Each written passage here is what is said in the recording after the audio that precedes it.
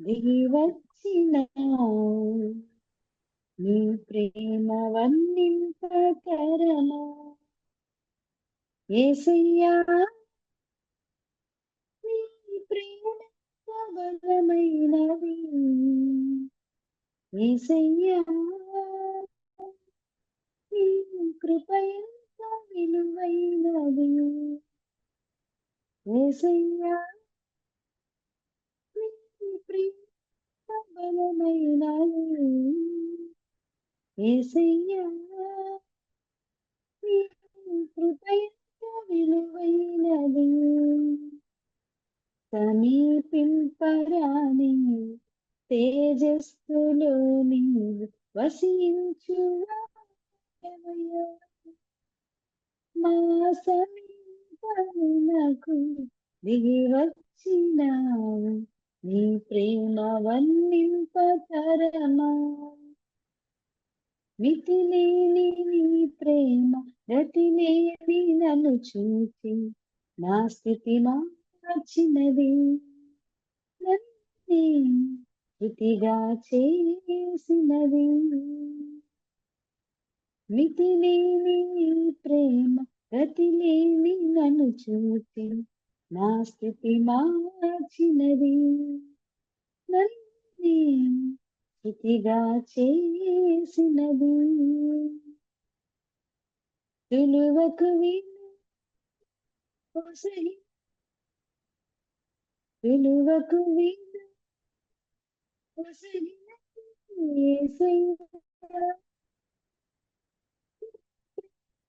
బలమైనది యేసయ్యా కృప విలువైనది యేసయ్యా అయినది యేసయ్యా కృప విలువైనది ధరయందు నేనుండ చెరయందు పడియుండ పరమందు చూచితివే నన్ను పరమందు చేర్చితివే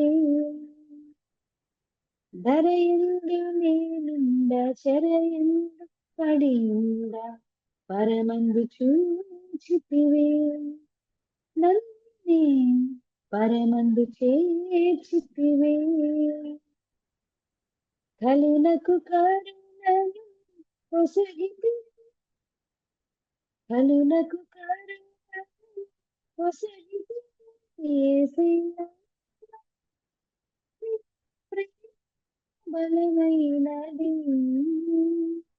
యేసయ్యా నీ కృప ఎంత విలువైనది యేసయ్యా నీ ప్రేమ బలమైనది యేసయ్యా నీ కృప ఎంత విలువైనది సమీపింపరాని తేజస్సులో నీవు వసించున్నావయ్యా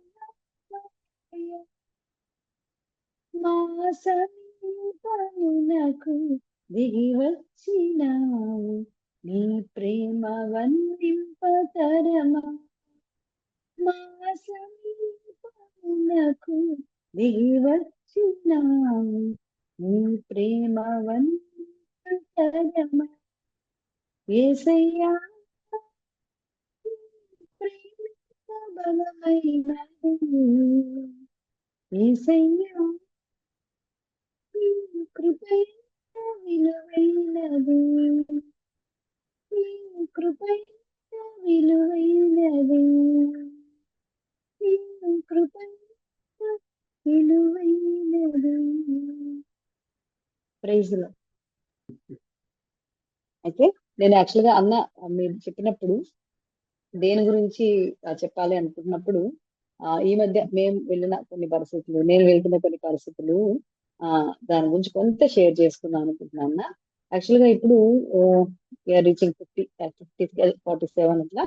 ఇప్పుడు కొన్నిసార్లు ఏమనిపిస్తుంది అంటే వేరే వాళ్ళు చూసినప్పుడు ఎంత స్ట్రగుల్ అవుతున్నాడు వర్క్ చేసుకోవడము, హౌస్ వైఫ్ ఉంటే బాగుండు కదా, హాయిగా ఉండు కదా, ఎంత వర్క్ స్ట్రెస్ ఉంటుంది, డాక్టర్ పని చేయాలి, వైఫ్ పని చేయాలి, పిల్లల పనులు చేసుకోవాలి, పనులు అంటే స్టార్టింగ్ ఉన్నంత ఓపిక అట్లా ఇప్పుడు ఉండడం లేదన్నమాట.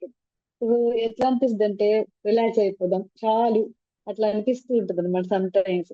ఆ హౌస్ వైఫ్ చూసినప్పుడు అట్లా అన్నప్పుడు మనం కూడా అట్లా ఉండి హాయిగా ఎంజాయ్ చేయొచ్చు కదా అట్లా అనిపించేది అనమాట. కానీ దేవుడు కొన్నిసార్లు ఎంతో స్పష్టంగా నాతో మాట్లాడుతూ వచ్చాడు అనమాట. ఎట్లా అంటే వై గో టు వర్క్, అసలు ఎందుకు మనం work? నిజమే కదా దేవుడు మన నాకంటే మా క్లాస్ లో నాకంటే చాలా బ్రిలియంట్ గా ఉండేవాళ్ళు అనమాట. ఇంటర్మీడియట్ లో మంచిగా చదువుకునే పిల్లలు కూడా ఉండేవాళ్ళు. కానీ దేవుడు నాకు ఆపర్చునిటీ ఇచ్చి ఒక మంచి ప్రొఫెషన్ ని దేవుడు ఇచ్చినప్పుడు ఆ ఎందుకు నేను వర్క్ చేస్తున్నాను అని నేను థింక్ చేస్తున్నప్పుడు నాకు ఖచ్చితంగా తెలుసు దిస్ ఇస్ ద ఆ దేవుడే నా మీద నమ్మకం పెట్టుకొని ఈ ప్రొఫెషన్ లో నన్ను పంపించాడు. So I have to work for God. కానీ చాలా అంటే ఇన్ని ఇయర్స్ సార్ నేను దరిదాపుగా 2005 లో నా పీజీ కంప్లీట్ అయింది. 2005 to 2020 ఆల్మోస్ట్ 20 ఇయర్స్. 20 ఇయర్స్ ఆ నా ప్రొఫెషన్ ని చూసుకున్నప్పుడు డెఫినెట్లీ ప్రొఫెషన్ లో ఎక్సెల్ అయ్యాను ఖచ్చితంగా. ఆ తర్వాత మరి ఆ ప్రొఫెషన్ ద్వారా నేను దేవునికి ఏమైనా చేశానా, నా ప్రొఫెషన్ ద్వారా దేవుని కొరకు నేను కొంతన్నా పని చేశానా అంటే చాలా చాలా తక్కువ అన్నమాట. కాబట్టి నాకు వర్క్ మీద విసుగు చేస్తుందేమో అనిపిస్తుంది అనమాట.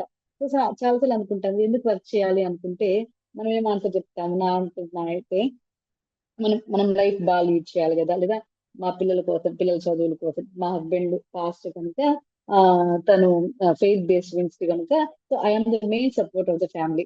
కాబట్టి సో పిల్లల కోసం నేను ఇంకా ఎక్కువ మా వర్క్ చేయాలా, పిల్లలు చిన్న పిల్లలు సో వాళ్ళని సెటిల్ చేయాలా, so I have to work. ఇవి రీజన్స్ అన్నమాట. లేదా మనం సొసైటీలో మంచిగా లీడ్ చేయాలంటే నేను I have to work. So ఇవి రీజన్స్ కనిపిస్తూ ఉంటాయి. అవే బేసిక్ గా నా రీజన్స్ కూడా అట్లనే ఉంటాయి అన్నమాట. అప్పుడు నేను చెప్తుంటా 55 వస్తే నేను ఆగిపోతాను, డెవలప్ చేస్తానని మా హస్బెండ్ చెప్తుంటాను అనమాట. కానీ ఆ కొన్నిసార్లు అనిపిస్తుంది మరి వర్క్ చేయొద్దు అనుకుంటే ఫస్ట్ వర్క్ చేయకుండా కూడా వీ కెన్ డూ కదా. దేవుడు ప్రొఫెషన్ నాకు ఇచ్చినాడు. సో ఆ ప్రొఫెషన్ నేను ఎంజాయ్ చేయలేకపోతున్నాను అని అనుకున్నప్పుడు I'm not working for the lord అనమాట. That is the main reason. నేను ఇట్లా వర్క్ గురించి అబ్బాయి ఇంకా చాలే అనుకోవడం కానీ, ఎగ్జాస్ట్ అయిపోవడానికి కానీ కారణం ఏంటి అంటే ఆ దేవుడు ఏ పర్పస్ నన్ను ఈ ప్రొఫెషన్ లో ఉంచాడో ఆ పర్పస్ ని కాకుండా మిగతా అన్నిటి కోసం నేను వర్క్ చేస్తున్నానేమో అనిపించింది. నా ప్రొఫెషన్ లో ఎక్సెల్ అవ్వడానికి, పేషెంట్స్ కోసము, లేదా ఇంకొంచెం ఎక్కువ ఇన్కమ్ కోసము, వాట్ ఎవర్ ద రీజన్స్ అన్నమాట. కానీ అవన్నీ లోకస్తుల రీజన్స్ అన్నమాట. కానీ దేవుడి పరంగా మనం చూసినప్పుడు పని ఎప్పుడు శాపం కాదు. God gives us work for good. ఎందుకంటే మన జెన్సిస్ 1:1 లో చూసినప్పుడు దేవుడు భూమి ఆకాశం సృజించాడు. కానీ దాని తర్వాత ఆయన మానవుని సృజించాడు కదా. 1:31 లో చూసినప్పుడు ఆరో దినంన ఆయన సృష్టి అంతటి చూసినప్పుడు ఇట్స్ వెరీ గుడ్ అనిపిస్తుంది ఆయనకి.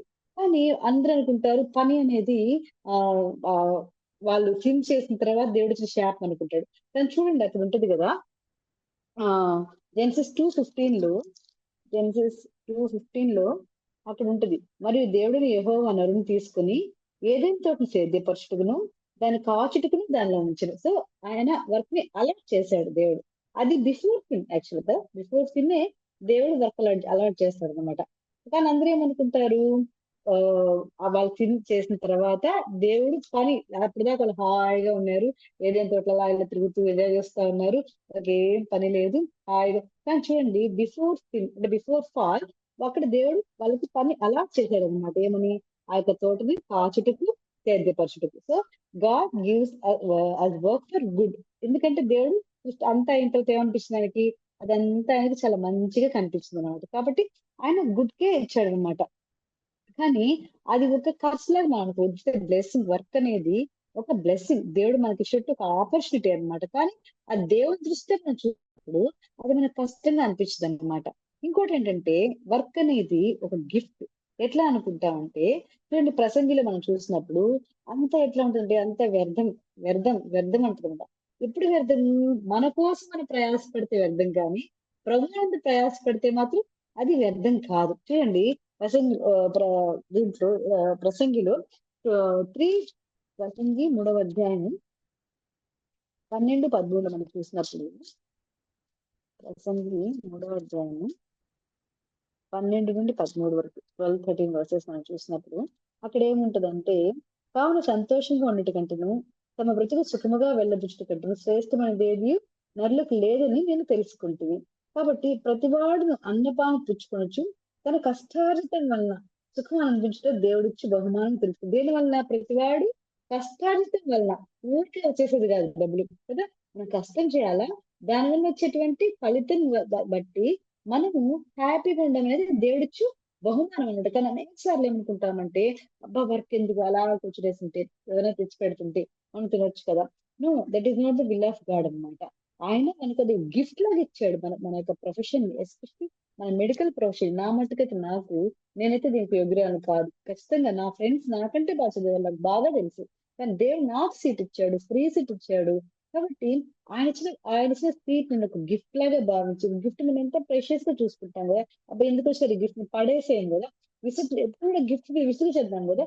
సో, ఆ గిఫ్ట్‌ని మనం ఎంత ప్రెషియస్‌గా చూస్తామో, అలాగే దేవుడిచ్చిన వర్క్‌ని గూడా అంత ప్రెషియస్‌గా మనం చూసినప్పుడు, దాని మీద విసుగు రాదు మనకు గానీ, దానిలో ఇంకా ఎక్కువ ఆనందించే వాళ్ళం ఉంటాం అన్నమాట. కాబట్టి మన కొరకే మనం ప్రయాసపడితే మాత్రం, ఒక దినం మనకు వ్యర్థం అనిపిస్తదనమాట. బ చాలా సంపాదించేసాం, చాలా గోల్డ్ కొంటాం. ఒకరోజుకి అది విసుగొచ్చేస్తది. ఎందుకొద్దు. చాలా సైట్స్ కొంటాం. ఒకరోజు అది విసుగొచ్చేస్తది. ఎందుకనిపిస్తది. అదే మనం ప్రభు కొరకు ప్రయాసపడితే మాత్రం ఇవి విల్ అది ఇంకా ఎక్కువ ఆనందం. ఇంకా చేయాలా, ఇంకా చేయాలి, ఇంకా చేయాలి. కాబట్టి మన వర్క్ అనేది దేన్ని బేస్ చేసుకొని ఉంటది. దాన్ని బట్టి మనకు రిజల్ట్ ఉంటది. మన మనసులో శాంతిగా ఉంటదన్నమాట. కాబట్టి వర్క్ ఎప్పుడు God gave us work for good. God gave us work for the gift. చూడండి, ఆహ్, ఆ గిఫ్ట్ మనము సింపుల్‌గా మనీని సంపాదించడానికే కానీ మనం గాని దాన్ని యూజ్ చేసుకున్నామంటే, లేదా మన ఫ్యామిలీ ప్రొవిజన్‌కి లేదా ఫ్యామిలీకి ప్రొవైడ్ చేసుకోవడానికి మాత్రమే మనం యూజ్ చేసుకుంటే అది మన గిఫ్ట్ కాదనమాట. He has a more plan ఉంటదనమాట.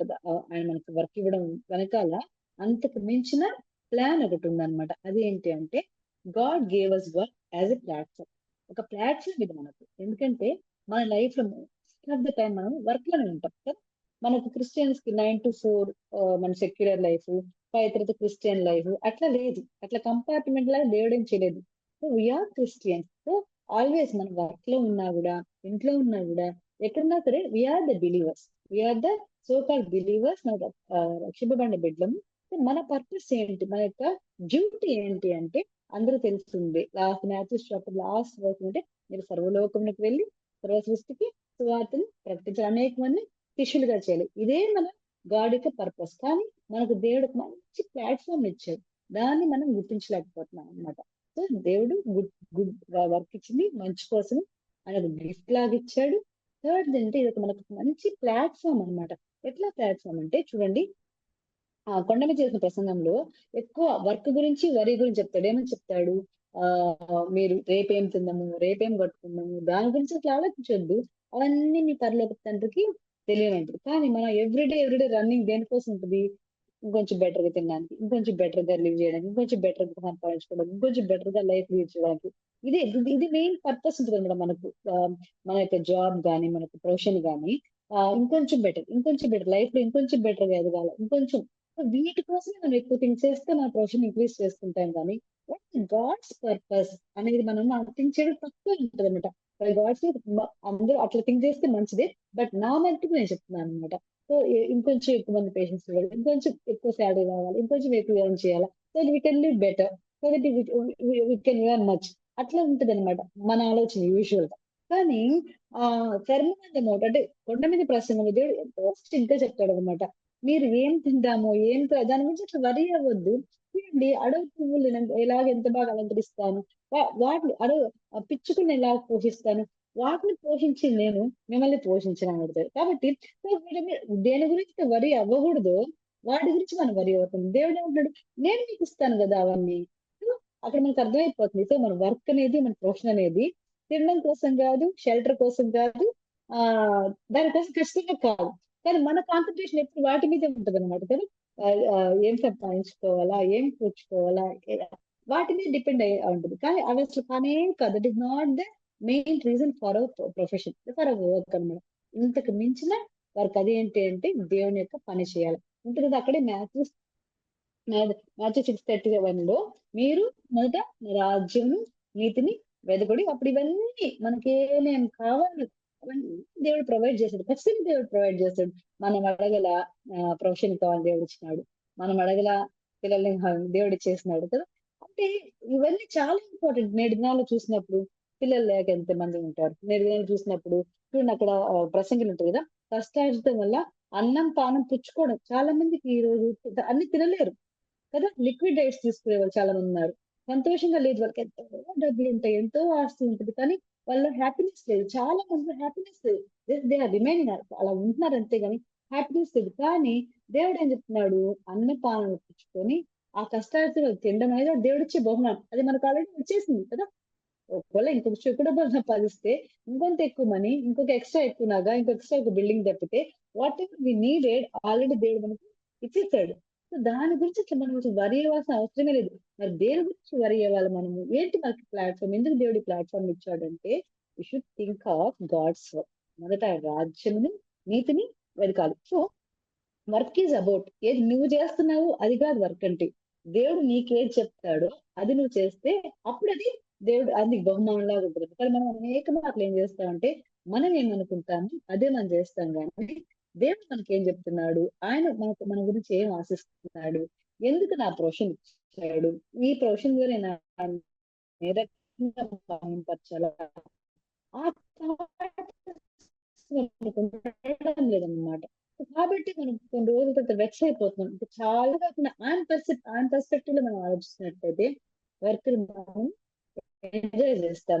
చూడండి సీక్ హిస్ కింగ్డమ్ ఫస్ట్ అన్నమాట.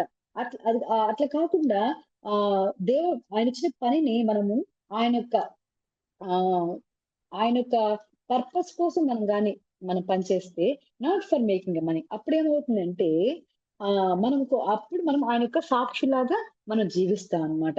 చూడండి ఎక్కడున్న మనం అనుకుంటాము ఆహ్, ఆహ్, ఇది సెక్యులర్ టైమ్‌లో నేను నా వర్క్‌ని సిన్సియర్‌గా చేయాలి. లేదా లే ఎక్కువ ప్రేయర్ చేసుకుంటే అది మహిమకరంగా ఉండదు. కానీ కాదు. మన లంచ్ టైమ్‌లో, మన బ్రేక్ టైమ్‌లో మనము ఆయన కోసం విట్‌నెస్‌గా దేవుడు మనల్ని అక్కడ ఉంచాడంటే మన యొక్క మన ఒక గవర్నమెంట్ ఎంప్లాయ్‌లో గావచ్చు, లేకపోతే మెడికల్ కాలేజ్‌లో గావచ్చు, లేదా ఒక ఇండివిడ్యువల్ ప్రాక్టీస్‌లో గావచ్చు, ఎక్కడైనా సరే మనల్ని ఉంచాడంటే ఆ వచ్చే కొంత టైంని కూడా మనం యుటిలైజ్ చేసుకోవాలన్నమాట.